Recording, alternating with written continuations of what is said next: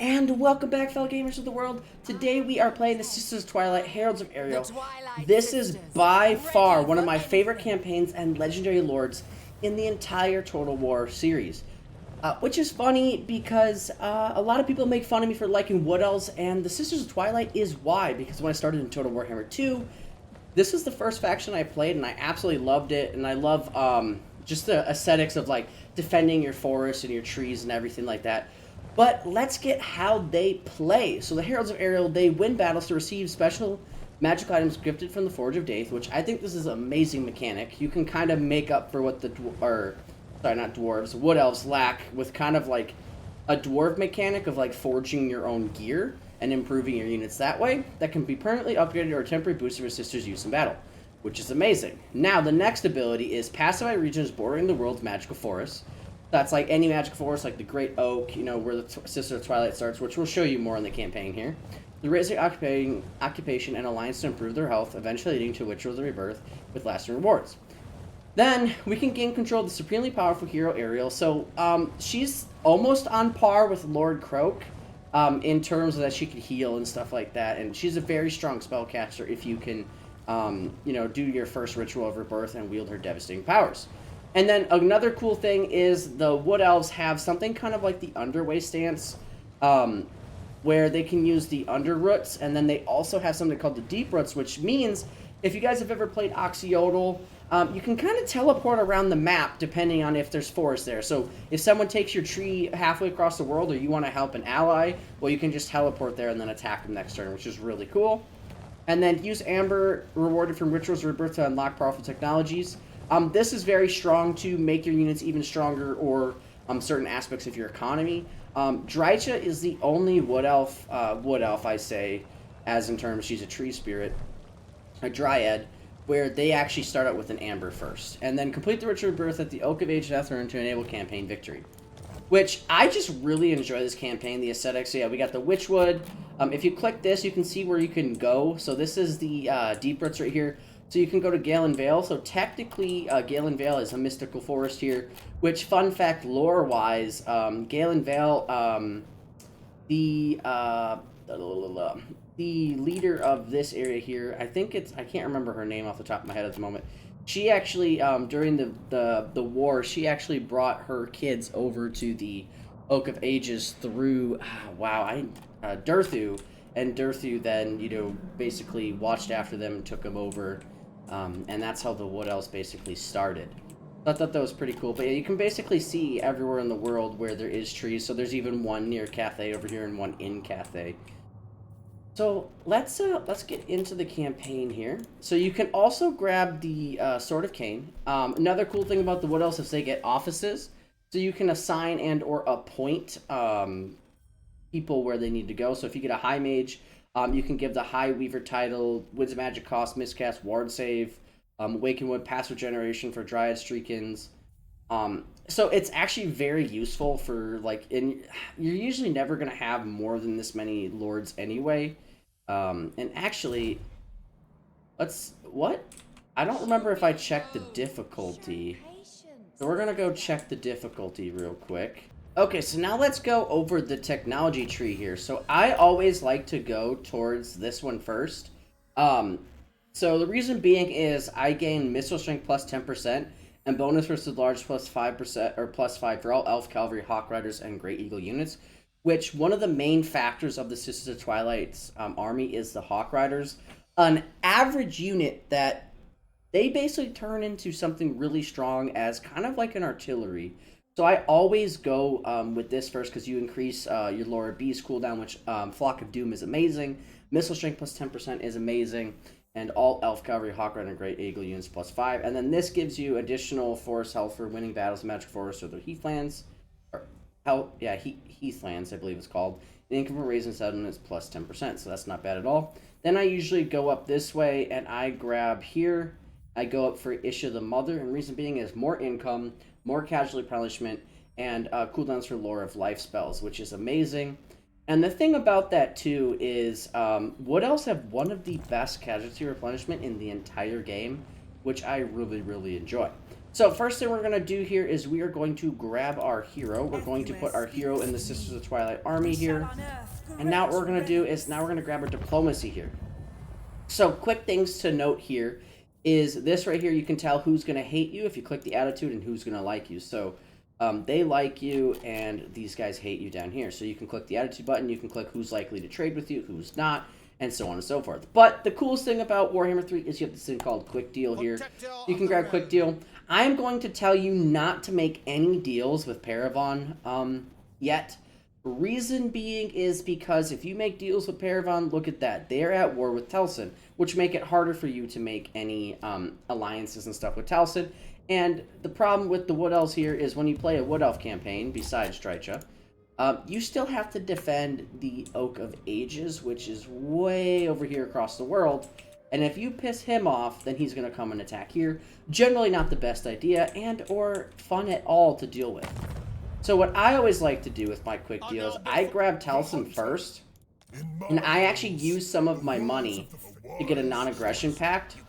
Then I go for basically the generic lord here, Daith, in the game, and then this one right here to then get non-aggression packs. And we leave Paravon alone. Don't touch Paravon, because it will make it where the Taliesin won't like you very much, which can make it more difficult later on. And you kind of want to unite the Wood Elves, since Wood Elves, nobody likes them, but nobody hates them. So, what you're going to do is you're going to upgrade the Glade here. You're going to get rid of this building here. Because, to be honest with you, we're going to be using Dryads versus the Eternal Guard here, and this will save us some space. And the next thing we're going to grab here is we're going to grab the guard platform, so our upkeep armies in region is lower. So if we have an army sitting at our capital, they don't cost as much. Reload time, ammunition while under siege. It's pretty awesome. And then this building, what we're going to replace this one with is actually going to be this one here, or this one. I'm probably going to go for this one just because I want more income so I can field a bigger army. But it's your choice what you would like to do. So the first thing I always like to do is assess the battlefield here. So I'm going to look here. So we have this to attack here. We have this to attack there. We have this to attack and this to attack. So the route that would probably be the best to take, and that I have done multiple times, which is the best to get this in the quickest amount of turn, to then stop the mechanic that you'll see later here, is I like to go this way and just completely go this way. And that's where the Forge of Daith is going to come into handy. Once we get our first, like, Daith, whatever you call it, Daith's Father, I like to go down the complete Dreaming route. I like to go Dreaming Cloak first, then Dreaming Ring, then Dreaming Boots. But it is up to you. You can go Dreaming Boots, Dreaming Ring, and Dreaming Cloak. You can do however you want. The reason why I like Dreaming Cloak is that I get minus 5% upkeep, and then the Dreaming Cloak 1 ability lets you summon a pack of Rangers wherever you need to. So sometimes I use them as sacrifices, sometimes I use them to help support my army. And it's basically a free unit, so you have about 21 units in your army at a full stack, so it's very strong. And then the weapon that I usually go for is the Twilight Spear, but this is all up to you what you want to do, because you gain missile strength plus 5% for your own army, on top of if you go down for the 14, so that's 15% more missile strength for your entire army once you get all this around turn 14, which is pretty strong early game.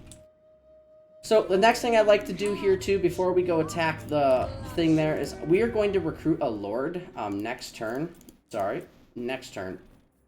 And the thing is here, is we're probably going to get the Life Mage, so it depends on kind of what you want. But I always try to go for the Ariel's Chosen if it is available, just because all this is going to do is sit on our city and just defend it. So melee attack plus 8 during forest battles, well guess what? Melee attack plus 8 during forest battles, and this is a forest battle, so it works out. So we're going to attack this right here, then we're going to generate enough income to summon the Lord. And we are going to manually fight the battle just to kind of show you how I use the troops in battle here. So Hawk Riders, you definitely want to keep these alive at all costs, and the Deepwood Scouts. The Great Eagle, I kind of use it as a missile shield, but like I said, these guys are all melee, so we don't have to worry about that too much. Sisters of Twilight have a really cool mechanic that I will show you called the Talons of Dusk, which they can shoot, they can switch between different rounds to shoot their enemies, so they can reduce their armor and then do this, and I like to cycle between the two. So, and then they also restores health after wind-up time. So it's pretty amazing if you want to just use your Lord to assault the enemy and have your army sit back. Because it's basically like an explosive round on top of, like, debuffing. And then our beasts, I like to use them for Flock of Doom when we're fighting up close and melee to help the rangers. And yeah, so we're going to be using our Eagle to stop the Dark Riders, and we're going to be using our Hawk Riders to shoot at the Blackheart Corsairs here. We're going to have our Deepwood Scouts shoot at the Bleak Swords, and we're going to have our hero kind of just fly around, take them out. And our Spellslinger Beast is kind of not too important right now, but we're definitely probably going to put that on the Eagle when we go into the Dark Riders. So let's start this battle. And welcome to the battlefield, my friends. So we're actually just going to choose Channel Magic because we have a pretty decent amount right here with a good reserve. We're going to now, what I always like to do every battle is put everything into groups. In my other videos, you have seen why I do that. It's because, for example, if I'm over here, I can double tap one, and it'll bring me to where I want the units to be. So I generally categorize them in the groups of kind of like what I'm using at the moment. So now what we're going to do is we're going to assess where the enemy is. So the Dark Riders are over here. So we want to put our Eagle over here, and we're probably going to put these guys over here because it looks like their infantry is right here, and that's what we're going to be trying to kill. So we're going to put these guys here. Now what we're going to do is we're going to grab our Spearmen. We're going to move them forward. Cool thing is, though, is if we actually put our units in the tree, they have Woodsmen, which they can pass through trees. They also have Hide in forests. The cool thing is, too, is they have Stalk. This unit can move hidden in any terrain. Woodsman, Fires while moving, and Vanguard deployment. So, like, the Wood Elves actually get some benefits from fighting into the trees. So keep that in mind if you ever need to hide from an enemy and do some ambush attacks. For example, for this, we'll just show you by just going in the trees like this. We'll put our Spearmen like this. They don't have any spellcasters, so I'm not too worried about that. Put these guys on the side. We're going to put our spellcaster here. We're going to take the Sisters of Twilight and move them here. And this is what I was talking about here. Talon of Dawn and then Talon of Dusk. The Talon of Dawn is like a armor-piercing shot, and then this one is kind of like an explosive shot.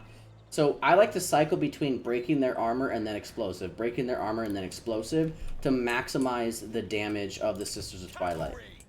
So we're going to put these guys over here to help defend this side. And let's kick off the battle here. So we're going to bring our Eagle forward. We're going to bring our Sisters of Twilight forward here. So we're going to now damage their armor. Then we're going to do Shift 2. So now we're going to multi-shot that. Now we're going to get these guys into the battle as well. So let's watch that multi-shot. Anytime now. There we go. So we're going to go... So they're going to get, like, pretty much murked. We also, cool thing about the these guys right here, is I didn't mention this earlier, is when you're playing Sisters of Twilight, they actually get the Volley of Kurnos. So watch how strong this is. Just look at this. This is going to be insane. It absolutely just deletes and wrecks even single entities. So keep that in mind when you're using them in your campaign of going after really strong enemies. So we're going to do the Talon of Dawn again, cycle that in. The Cavs should be dead at this point, so we're going to just keep the Eagle following them so they run off the field. We're going to keep shooting that over there. They're going to be breaking their armor. Now we're going to switch over to the Talon of Dusk so we can do maximum damage on these guys here. We're going to have our... Yeah, they're going to just get nuked. We also still have our Talons of Kurnos on this one here, but we're not going to fire that off yet.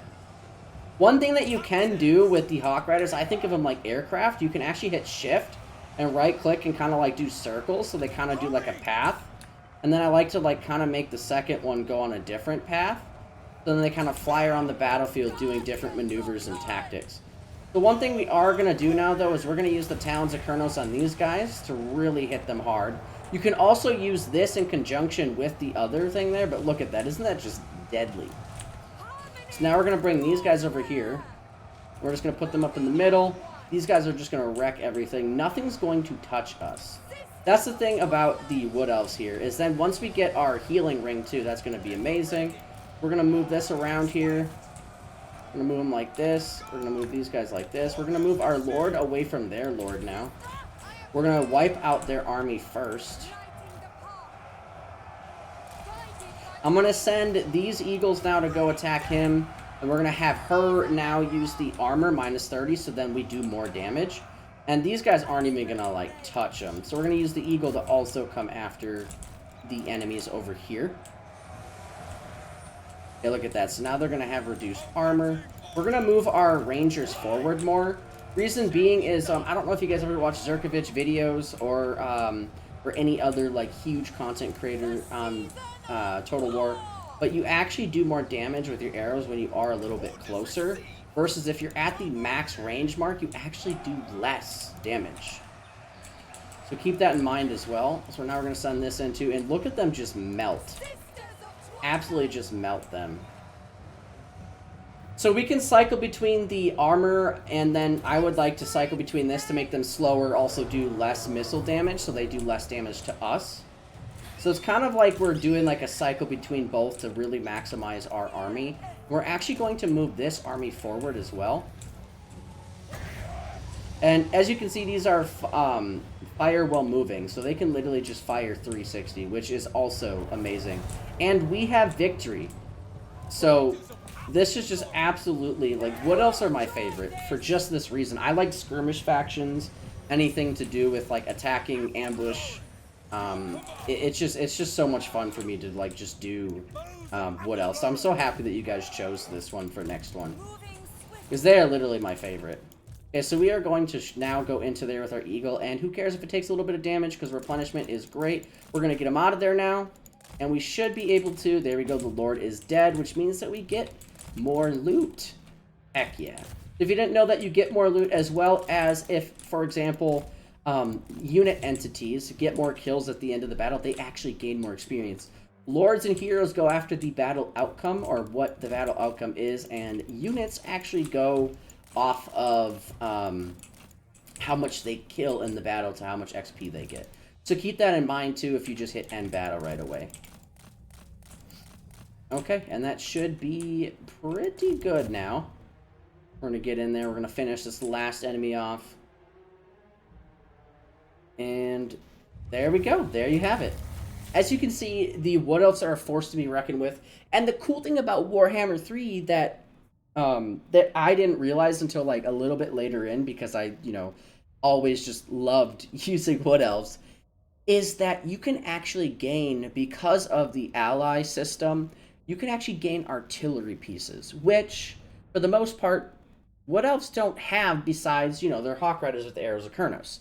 So it can be very nice to have just an artillery piece, or, for example, you ally with dwarves and you can grab their front line and then use your Arrows of Kurnos as your artillery. It is just, the ally system and how it works in Total Warhammer 3 is just amazing. So now that we've won that battle, I usually always like to go for the treasury for physical resistance or missile strength, which right now, since we're pretty good off on money, actually, right now, we do need to save up money for the other building that's coming up soon. So I'm actually going to go for the money and the physical resistance. Just because we are saving our money for once we upgrade our Witchwood here in 6 turns, we're going to be upgrading and moving. We're going to be building, where is it? It is right here. The special Sacred Grounds of Anatharima. I think I said that right, where basically you get missile strength, all armies plus 5% too, which is like, so at the end of us having the Twilight Spear, our research, which right here, so that's 15, so we'll have already plus 20% missile strength, which is insane for ranged factions. So we're going to go to the Dreaming Ring, and I'm going to grab the Dreaming Cloak. I always grab this one first just to have that extra unit, because it's really nice to have, 10 units technically. So we're also going to equip that. Then we're going to grab our skills here. I always go with Route Marcher for the Wood Elves at first, because they're going to be gaining that all-army effect that they don't need this right away. And I want to get Growth of the Forest so I can get some more local province, because you won't be leaving your local province as much, because you're going to be defending your tree, as well as I like to grab some ambush success chance. So, now what we're going to do is we're going to grab our hero here. We're going to grab this shard here just because we have it, so we might as well put it on. And we're going to go into the next battle, which is the Temple of Adolf. I think that's how you say it. But before we do that, we're actually going to grab that life wizard I mentioned earlier. Blessing of the forest. We're going to spend the skill points real quick. We're going to grab the Eyes of Kurnos and the Sight Beyond. The reason why we're grabbing this is because it increases your attack ability with your range. And for me, I mostly played the Wood Elf with range and like a little bit of frontline just to hold it. And what we're going to do now is we're going to save our money up, because what's going to happen is after we take this, what's going to happen is we're going to actually recruit 2 units. They are going to come and attack the Witchwood. Growth and life. That is what they are going to do. The moment we take Temple of Adeloth and we move here, they're going to attack the Witchwood. Now, if you look at the Witchwood here, we have a pretty decent army. So what we need to determine is if we go this way, we can take less turns to beat that. Or if we go this way, we can beat this and then go take out that. So it's really dependent up to you. I like to go this way. It can be a little bit more tricky and a little bit more dangerous, but I like to just cut it all off. So like boom, boom, they have this left and that's it.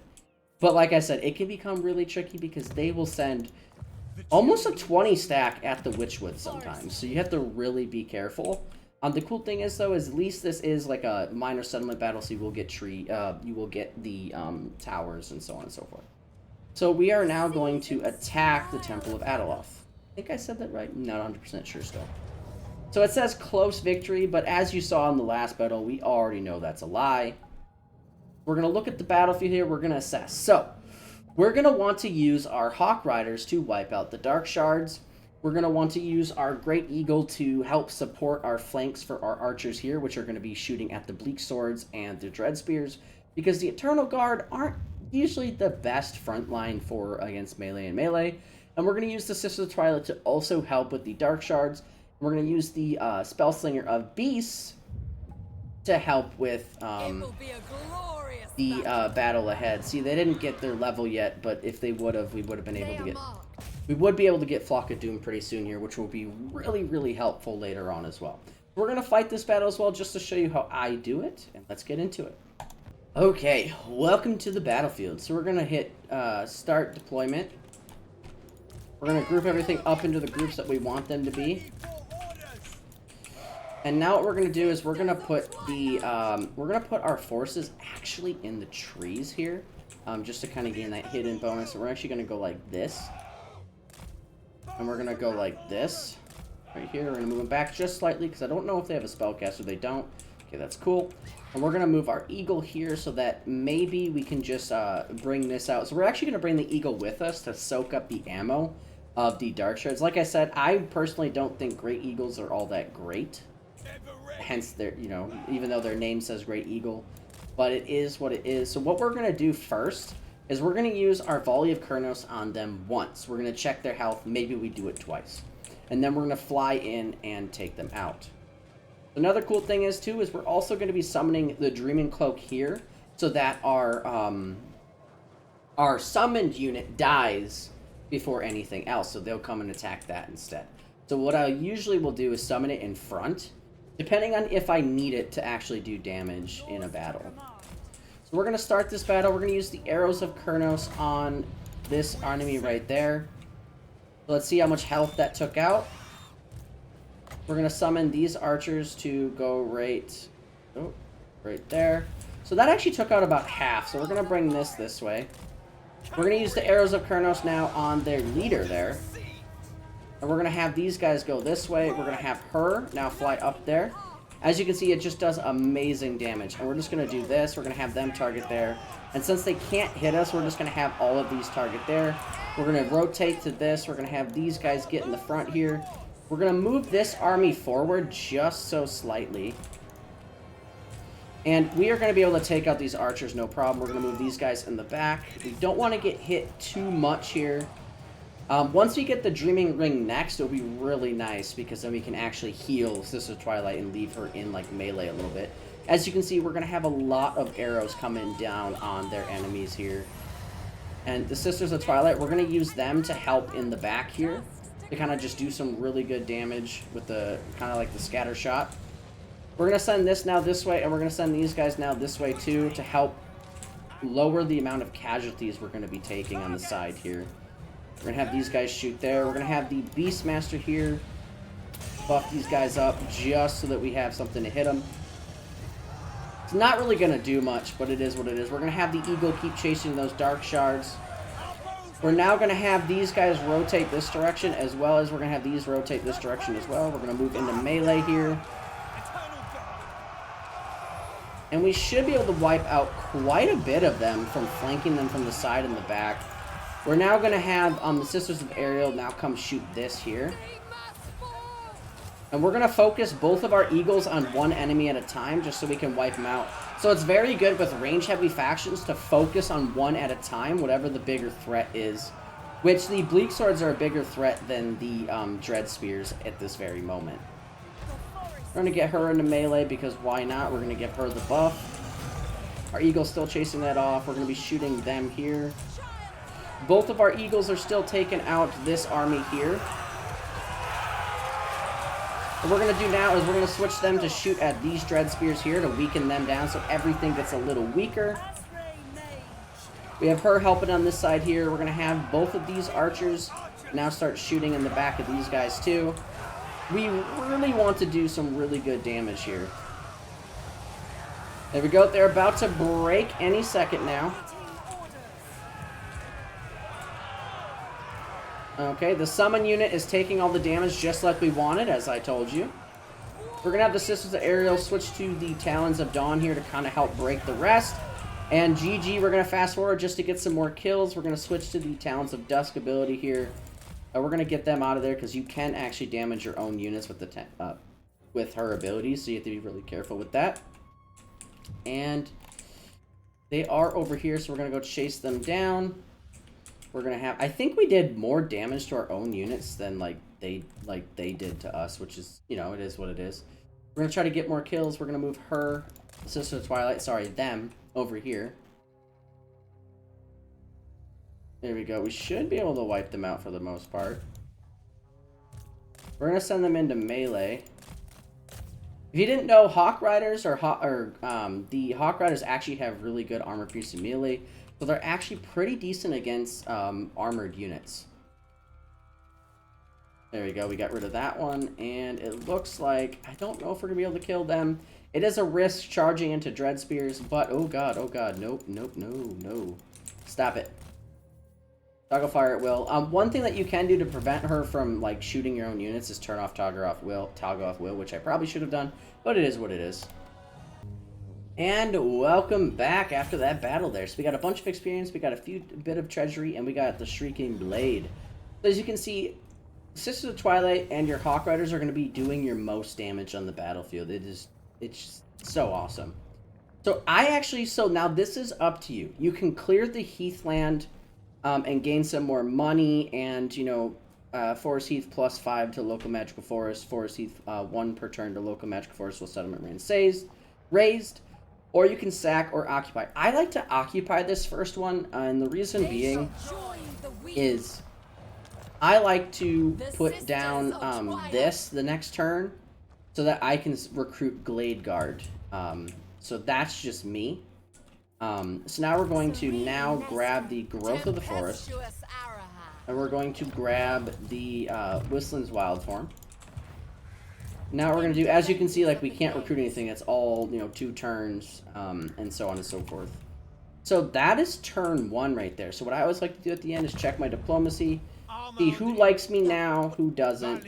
Like I said, do not make friends with Paravon until you see that they're almost dead. And the reason why I say until you see that they're almost dead is because they will give you like 3,000 gold for your treasury, and then they'll die the next turn. So you have to really watch that over there. And we're going to end our turn.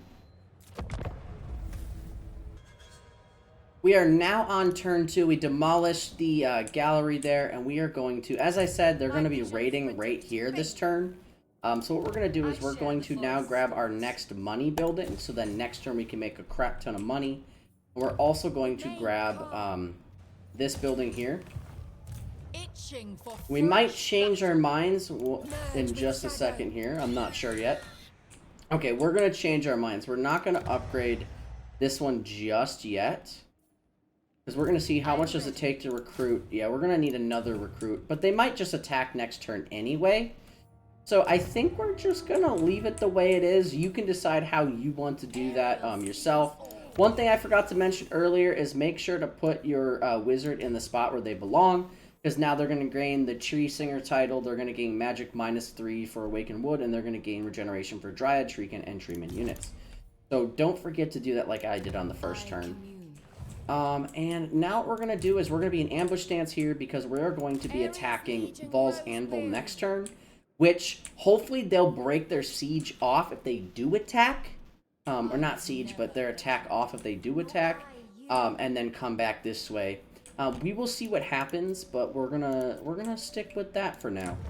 And we're gonna check our diplomacy this turn, which we should be able to make friends with Durthu. Don't make friends with Karak Norn because look here, Durthu is at war with Karak Norn. The only time you make friends with Karak Norn is once you see they're about to die by Durthu. So that is the only time. Like, the only time I usually make friends with factions and stuff that I want money out of is either if I really need it, if I'm, like, in a pinch, or if I'm trying to, like, grow favor with other people. So right now, we don't want to make friends with Barak Ironpick because, you know, right there. Which then could lead him to attack the Oak of Ages. Which these elves will defend the Oak of Ages. So, with that in mind, you want to, you know, kind of favor the elves in that regard. Now, we're going to see what happens, if they're going to attack us or not, because we're going to have 8, 9, 10, 11 units. If they bring that double stack up, it's going to be a pretty difficult battle. We are taking a risk right here. If you don't want to take this risk, you can actually just bring your character in ambush stance here, and they'll still attack, and then you can go hit Hag Hall as well. But let's take the risk here, and we'll do it. We're going to end our turn.